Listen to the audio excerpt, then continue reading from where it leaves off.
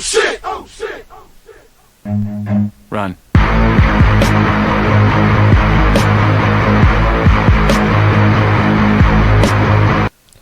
That's right, folks. Run. We are back here with another installment of The Problem With That. And tonight's problem with that is a topic you're going to see more and more over the next coming days, weeks, and a couple months here, running into the November presidential election.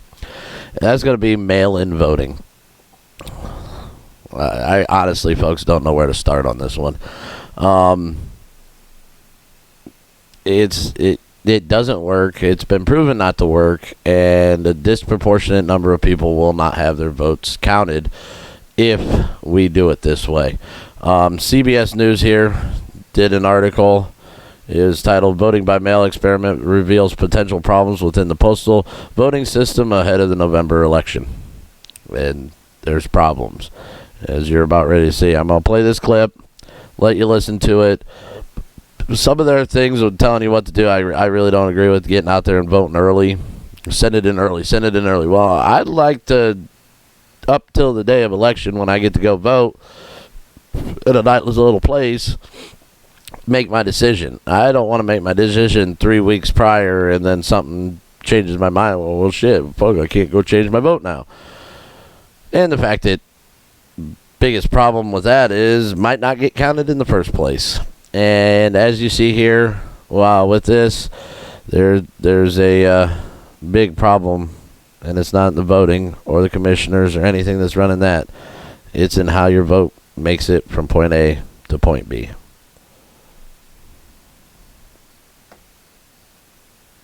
Many Americans are expected to vote by mail for the first time this November because of the pandemic. And all across the country, the rules vary for when you can get your ballot and when you should return it. So just take a look at this. In green, you can see states that require ballots to be postmarked by Election Day. The yellow states require that they be received by Election Day. Key distinction. For details, everybody should check with their state election office. I can't stress that enough. Very important. One other thing that is very clear, you need to give it even more time than your state might recommend to get your ballot through the mail system. This is crucial. In 2016, out of 33 million mail-in ballots, more than 73,000 arrived too late to be counted. They were not counted. So what we did is we set up an experiment to see how long you should give yourself to make sure your vote actually counts. We got guidance from voting rights advocates who say it is as simple as determining how much time it takes for first-class mail to go from point A to point B. If you know how to mail a letter, you already know how to mail in your vote. How you doing? Good. Thank you very much. But how long might it take for that vote to actually arrive and be counted? Oh, you're welcome. Have a good afternoon. We decided to test it, sending 100 mock ballots simulating 100 voters from locations all across Philadelphia to a P.O. box we set up to represent a local election office. A couple days later, we mailed 100 more, using the same size envelopes and the same class of mail as real ballots here. To approximate the weight, we even folded mock votes into every one. In the following week, we checked our P.O. box for the results. Mail pickup notice, there's more. When we went to collect everything, though, Nothing? most of our votes seemed to be lost. That's all I have back there right now. You're sure? You're totally sure? I believe you. I just... All right, then. Have a good day. Okay, take care. We had to ask for a manager I'm trying to do something about mail-in ballots. and explain ourselves before someone finally found our votes. They have them somewhere else. Okay, thank you. 1, 2. We soon discovered another problem, missorted mail. 2 pieces of it. We got a birthday card from Mike to Ronnie. Have a sweet B-day. Get it? There's a B on top. When the birthday greetings ended, 12, 13, we found a bigger issue. 21% of our votes hadn't materialized after 4 days. And the batch we'd mailed a week prior, some of those were missing too. So of our 100 ballots, 97 arrived, which sounds pretty good, unless you consider the fact that that means 3 people who tried to vote by mail in our mock election were in fact disenfranchised by mail. In a close election, 3% could be pivotal, especially in what's expected to be a record year for mail-in voting. We're going to see somewhere between probably 80 and 100 million voters receiving their ballot that way. Tammy Patrick is a former Arizona election official who says many states have policies that just don't take into account the postal system. So states like Ohio, you can request your ballot on Saturday up until noon for Tuesday's election. And that is the worst possible thing because you are setting up the voters with false expectations and you're setting them up to fail. The Postal Service says voters should mail their return ballots at least 1 week prior to the due date. But nearly half of all states still allow voters to request ballots less than a week before the election. So you can forgive the public for being a tad confused. How long do you think the post office recommends? About 3 days, 2 to 3 days. They're saying at least a week. A week? They're saying at least a week for your vote. Others are hesitant to rely on mail for something as serious as their vote. Do you trust the Postal Service to deliver your vote? I never have, honestly. I don't know if I would. Have you ever had anything lost in the mail? I absolutely have. Yeah. Are you waiting on things in the mail right now? I am. Yeah. I just don't trust the mail. That's true. You don't trust the mail either? Well, I just don't. I would like to give, especially during COVID, give them ample time to deliver it. I don't trust it. Why not? I don't know. I'm scared that it might get lost in the mail. I just want to make sure that my vote is submitted. Like, I see that it's submitted, that it actually counts. In the warehouse where Philadelphia stores its voting machines, we shared the results of our little experiment with City Commissioner Lisa Deely, who helps oversee elections here. Better than you expected. It was better than I expected. Okay, that's good to know. After nearly 15,000 ballots arrived late in last month's primary here, she says voters are right to be wary. If I'm hearing you correctly, what you're saying is, even if a voter follows all the rules in the state of Pennsylvania, you still can't guarantee, as an election commissioner, that that vote arrives on time. No, because I can guarantee my end of it. I can guarantee that I'm going to get you your ballot, and if I get it back in time, it's going to be counted. But I have no way of guaranteeing what happens in the Postal Service. Think about that for a minute. So we should point out that official election mail, unlike our mock ballots here, has a logo that we couldn't include. That logo is supposed to...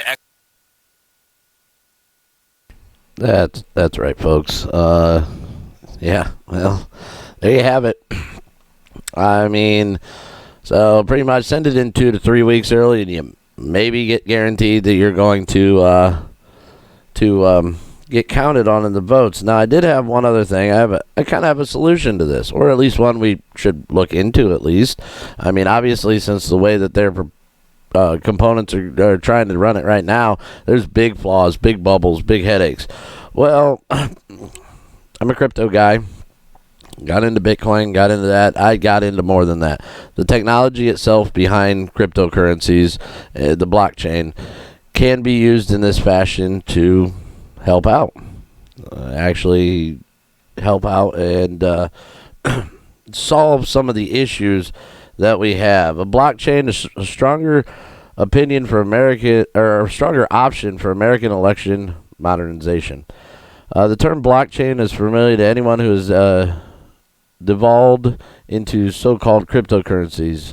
It represents any incumbent digital ledger of transactions associated with a given digital coin in this technology. However, the notion of such a ledger might be used in a whole range of human affairs, such as electoral and other voting systems.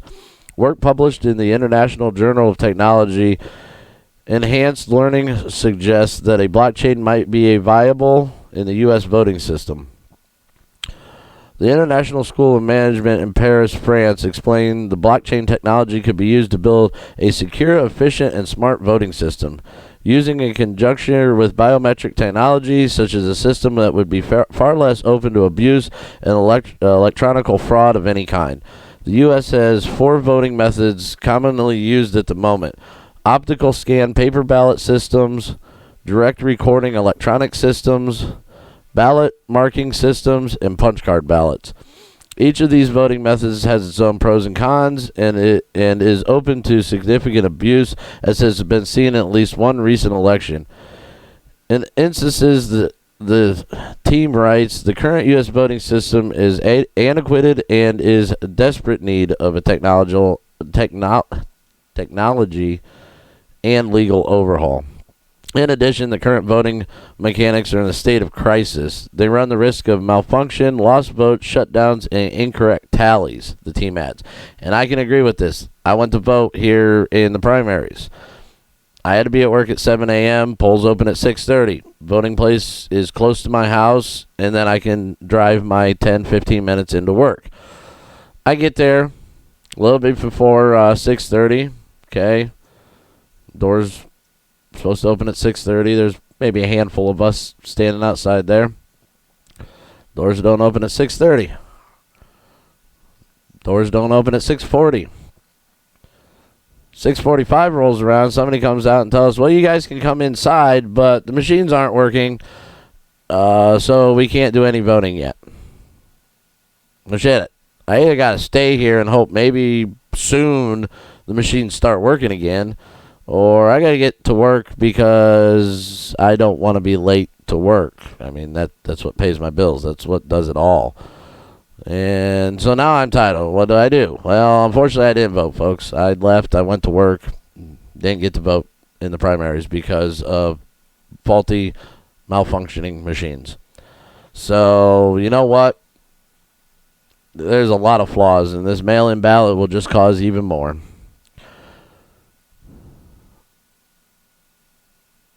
The inability to maintain and purchase parts of these aging machines is an even greater burden for election of administrators in many jurisdictions. The team further explains how blockchain technology could fix the voting system in a single step, eradicating many of the problems associated with the archaic and bringing to bear the benefits of the digital realm on an ancient system.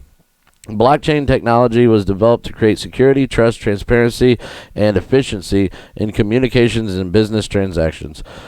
The team says blockchain allows a recording and transfer of data that can be audited and transmitted safely, and more importantly, it is resistant to outages. A list of records called blocks linked together using cryptography for secure communications. With the blockchain technology, digital information can be distributed but not copied over. Again, I said this from the beginning, folks. Bitcoin created the first uncopyable digital file. Gotta love it. Can't copy it. It makes for a very secure thing. Such positive characteristics, when applied to a voting system, could be used for voter registration, identity. Where was that at? Hold on one second here, folks. Identity verification, electronic voting counting.